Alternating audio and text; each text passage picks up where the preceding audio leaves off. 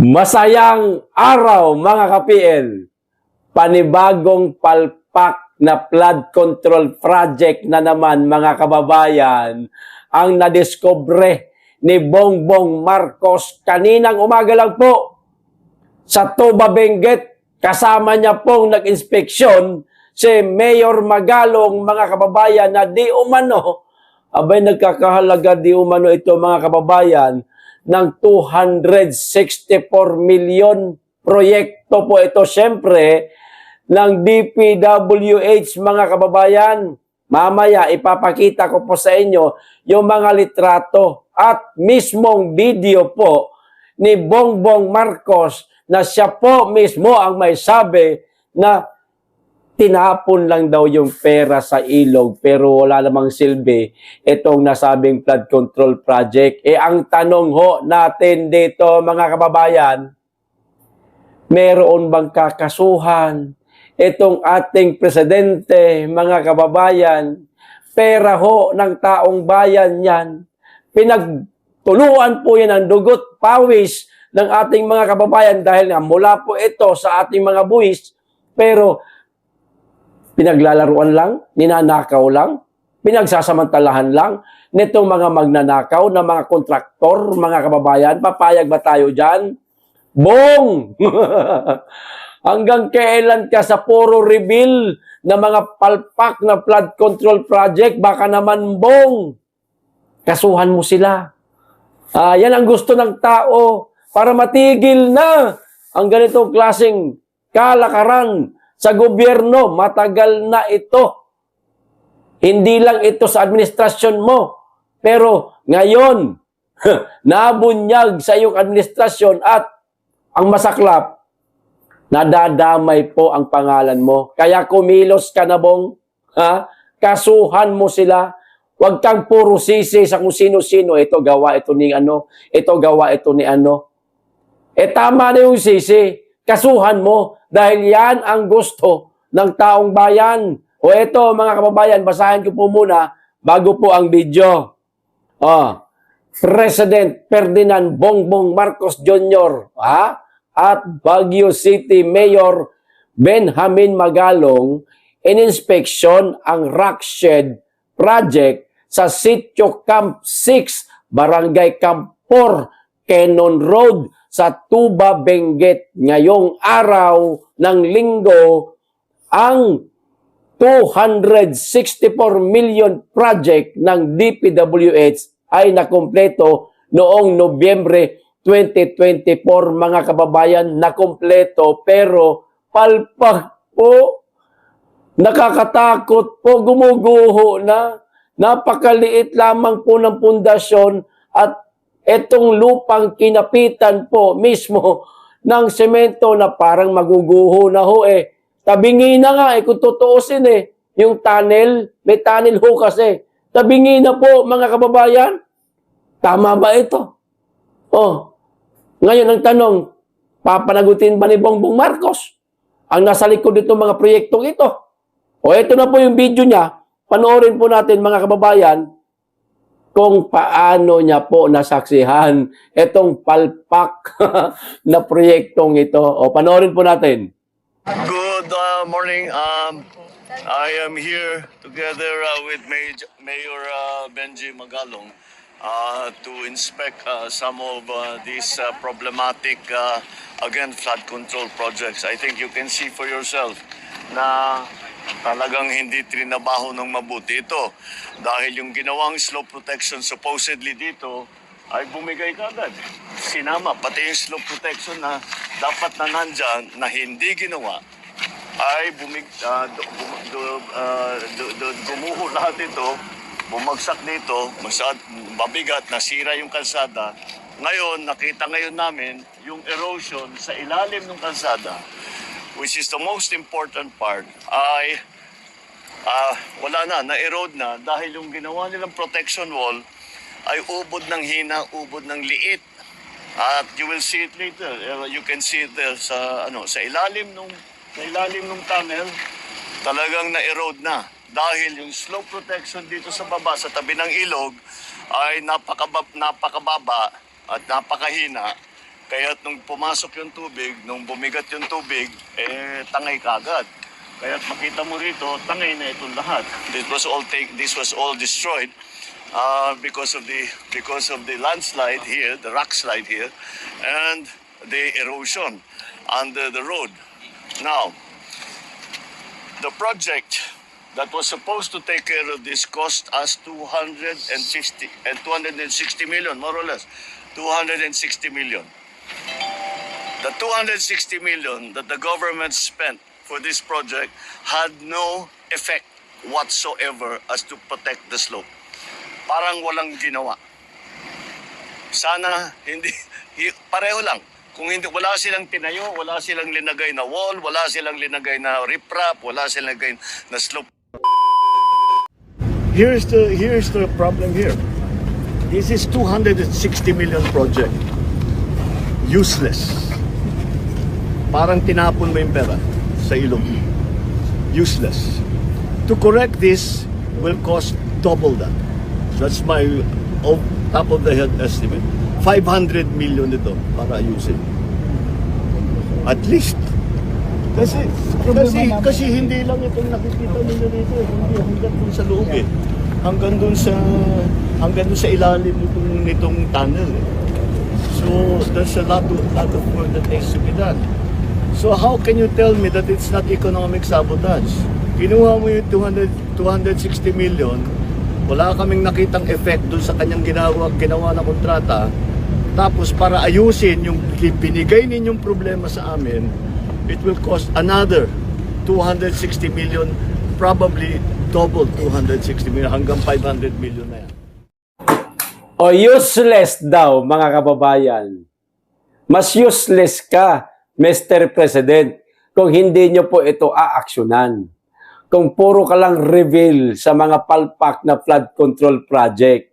Kaya, Mr. President, bago po tuluyang maglaho ang tiwala sa iyo ng ating mga kababayan, parusahan nyo po, sir, etong mga nasa likod nitong palpak na flood control project at iba't iba pang mga itinayong infrastruktura sa iyong administrasyon, katulad po ng mga itinayo di umano nitong si J.J. Suarez na ospital na hanggang ngayon hindi ho napapakinabangan.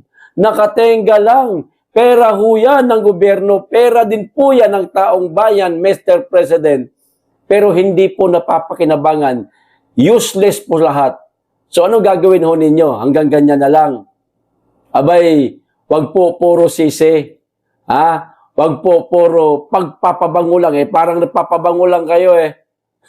Parang sinasabi nyo lang, ito, ayan, palpak. O ito, useless. O ito, parang tinapon lang yung pera sa ilog. Hanggang kailan kayo magdadadakdak ng ganyan, sir?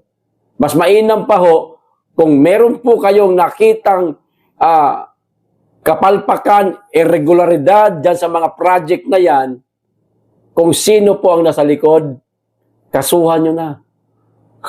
Ipakulong po ninyo para palakpakan naman po kayo ng ating mga kababayan at baka saluduhan ka po namin, sir, kung talagang ilalabas mo yung tapang mo. Akala ko ba matatapang kayong mga Marcos?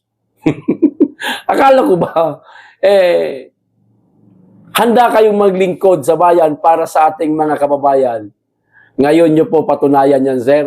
Lagyan nyo po ng pangil ang inyong gobyerno. Meron pa kayong nalalabing kulang-kulang 3 taon sa iyong pamumuno. 3 taon po kayong nanahimik sa mga problema na yan. 3 taon po kayong tutulog-tulog lang po sa palasyo. 3 taon po kayong iikot-ikot sa buong mundo kahahanap ng mga foreign investor na nais pamuhunan sa ating bansa pero wala. Puro pag-aaksaya din po yun ng pera yung ginagawa nyo na yun, sir. Na wala man kaming nakita. No, eto mga palpak na mga proyektong ito, sana parusahan nyo po, sir. Parusahan nyo po. Patunayan po ninyo na mali ang akusasyon sa inyo ng aming Tatay Digong na kayo ay weak leader. Kasi hanggat hindi ho ninyo pinaparusahan ang mga nasa likod ninyo, nasa likod nito, mananatili po, sir, sa kaisipan ho namin hanggang sa matapos po ang inyong administrasyon na weak leader ho kayo at baka kasamaang palad. Wala nang Marcos na magiging pangulo sa ating bansa dahil sa iyo, dahil na rin sa kapabayaan ng inyong administrasyon. Sir, kumakatok po kami ha sa inyong tanggapan. Gusto po ng taong bayan parusahan, ikulong itong mga nanamantala sa kabanang bayan, pinirahan lamang po ang gobyerno, ginawang gatasan ang kabanang bayan para sa pansarili nilang kapakanan, nagpayaman, nagpatayo ng mga mansyon, napakaraming mga luxurious car, samantalang napakaraming Pilipinong pinanggalingan nitong mga buwis na ito na napunta lang dito sa mga kawatan na ito. Sana, sir, sana lang, lagyan nyo po ng yag balls yung inyong pamumuno. Pangil, ayan, mas maganda pakinggan. Kasi parang wala ko kayong yag balls, natatakot ho kayo sa mga mambabatas na mga kawatan Huwag ko kayo matakot.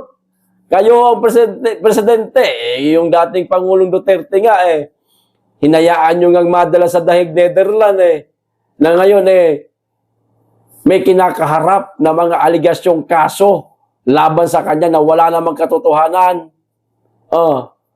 Yung mga mambabatas na yan, imposibleng hindi nila alam na mali ang ginagawa nila. Mambabatas nga sila Imposibleng hindi nila alam ang konstitusyon.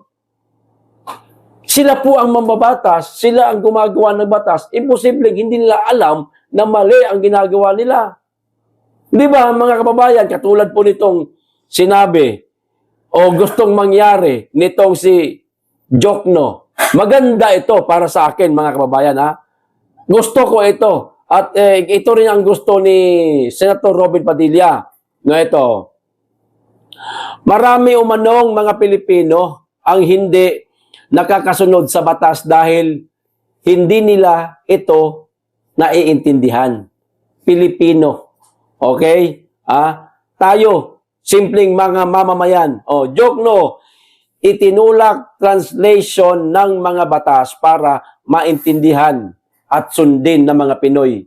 Susunod po kaming mga nasa baba, Chel Jokno. Kaming mga pobre, susunod kami sa kung ano ang batas. Ang tanong, sir, ito bang mismong mga mambabatas na sila ang gumagawa ng batas? Sumusunod ba sila sa batas? Katulad na lamang po ng ginagawa nila ngayon kay Pastor Apollo Kibuloy. Anong gusto mangyari nitong mga nasa House of Representatives? Di ba gusto nila agaran na mapadala ang Pastor Kibuloy sa Amerika? Ito, katulad dito mga mambabatas mismo. Mga mambabatas nanawagan ng agarang extradition kay Kibuloy. Nanawagan ang ilang mga mambabatas sa Kamara para agarang extradition kay Kingdom of Jesus Christ, founder Pastor Apollo Kibuloy, patungong Estados Unidos upang harapin ang mabibigat na kasong isinampalaban sa kanya. Mga aligasyon lamang yan, mga kababayan, Pero gustong-gusto na ho nilang ma-extradite si Pastor Kibuloy. Ayon kay House Human Rights Committee Chair Representative Benny Abante, mga kababayan, mambabatas yan, ang laban kontra human trafficking ay isang pandaigdigang usapin na nangangailangan ng international na kooperasyon. Mambabatas yan si Abante, pero hindi niya alam ang batas, mga kababayan. Simple-simple lang naman, sir. Sir Abante, kailangan mo nang harapin ni Pastor Apollo Kibuloy ang hukuman dito sa ating bansa. At kung sakasakali man na totoo Halimbawa lang, totoo. Halimbawa lang na nahatulan siya, kinakailangan niya munang pagbayaran dito sa ating bansa sa pamamagitan ng sentensyang ipapataw sa kanya bago siya i-extradite. Hindi niyo ba naintindihan yan, Sir Benny Abante? Di ba, mga kababayan? Mambabatas yan. Gumagawa ng batas yan, pero hindi po alam ang tunay na batas. Tapos, ang gusto nitong si Jokno, isalin sa Tagalog ito mga batas para lubusan daw nating maintindihan. Abay, naiintindihan naman po ng mga Pilipino kahit sa salitang English ho. Ang problema, wala po sa tao, wala po dito sa baba, wala po sa amin, kundi nasa mismong mga mambabatas na gumagawa ng batas na lumalabag din sa batas. Di ba, mga kababayan? Kahit anong gawing salin mo dyan, kahit isalin mo sa Bisaya, isalin mo sa Pangasinense, sa Maranao, sa Tausug, na isalin mo sa salitang Ilocano, Iloilo, kung talagang sabog ang utak ng mambabatas at ayaw sundin ang batas, walang mangyayari. Ang problema, etong mga mambabatas na violator mismo sa batas ng ating bansa. Di ba, mga kababayan? Wala po sa mga simpleng mamamayan ang problema, kundi nasa mismong mga mambabatas. Di ba, mga kababayan? O hanggang dito lang po. Maraming salamat, mag-iingat kayong lagi. Higit sa lahat, mahalin natin ang Pilipinas.